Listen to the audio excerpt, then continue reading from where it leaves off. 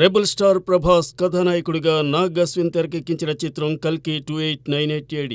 Big B Amitabh Bachchan, లోకనాయకుడు Kamal Haasan, Bollywood diva Deepika Padukone ముఖ్య పాత్రల్లో నటించిన ఈ సినిమాని వైజయంతి మూవీస్ సంస్థ ఎంతో ప్రతిష్టాత్మకంగా నిర్మించింది. సోమవారం ఈ చిత్రానికి సంబంధించిన ట్రైలర్ విడుదలైన సంగతి తెలిసిందే. విజువల్స్ తో కట్టి పడేసిన ఈ ట్రైలర్ కి మంచి స్పందన వచ్చింది. కాగా ఈ మూవీకి సంబంధించిన రిలీజ్ ట్రైలర్ ని జూన్ 20న జనం ముందుకు తీసుకురాబోతున్నట్లు సమాచారం. 2 నిమిషాల 30 సెకండ్ల పాటు ఈ ట్రైలర్ సాగుతుందని ఇన్సైడ్ టాక్. ఇదిలా ఉంటే జూన్ 27న కల్కి 2898 AD ప్రపంచవ్యాప్తంగా విడుదల కానుంది.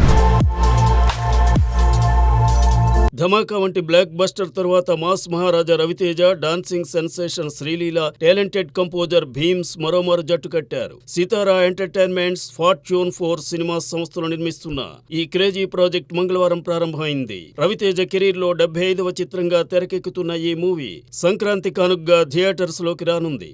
మరి వరుస పరాజయాలతో రేసులో వెనుకబడ్డ శ్రీలీలకి ఈ సినిమాతోనైనా గ్రాండ్ సక్సెస్ దక్కుతుందేమో చూద్దాం.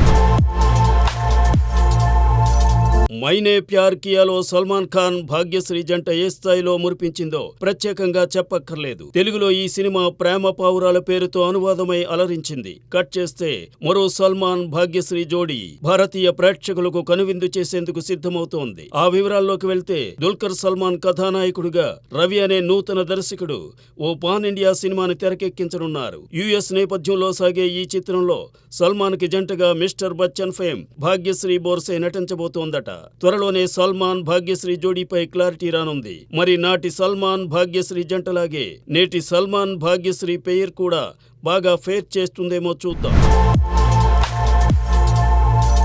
మక్కల్ సెల్వన్ విజయ్ సేతుపతి నటించిన 50వ చిత్రం మహారాజా. నిథిలన్ స్వామినాథన్ డైరెక్ట్ చేసిన ఈ మూవీలో మమతా మోహన్ దాస్, అనురాగ్ కశ్యప్, అభిరామి ఇతర ముఖ్య పాత్రల్లో అభినయించారు. అజనీష్ లోక్నాథ్ సంగీతం అందించాడు. జూన్ 14న ఈ క్రేజీ ప్రాజెక్ట్ విడుదల కానుంది. కాగా ఈ సినిమాకి సంబంధించిన సెన్సార్ కార్యక్రమాలు పూర్తయ్యాయి. UA సర్టిఫికేట్ పొందిన మహారాజు 143 నిమిషాలు అంటే 2 గంటల 23 నిమిషాల నిడివితో జనం ముందుకు రాబోతోంది. మరి చెప్పుకోదగ్గ అంచనాల నడుమ రాబోతున్న మహారాజా విజయ్ సేతుపతికి గుర్తుండిపోయే విజయాన్ని అందిస్తుందేమో చూడాలి.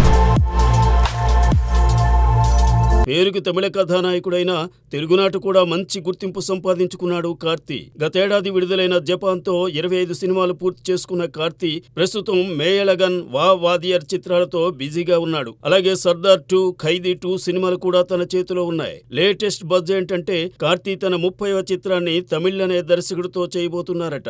60ల్లో సాగే పీరియడ్ గ్యాంగ్స్టర్ డ్రామాగా ఈ మూవీ ఉంటుందని సమాచారం. మరి రాబోయే చిత్రాల్లో కార్తీ ఏ స్థాయిలో ఎంటర్టైన్ చేస్తారో చూడాలి.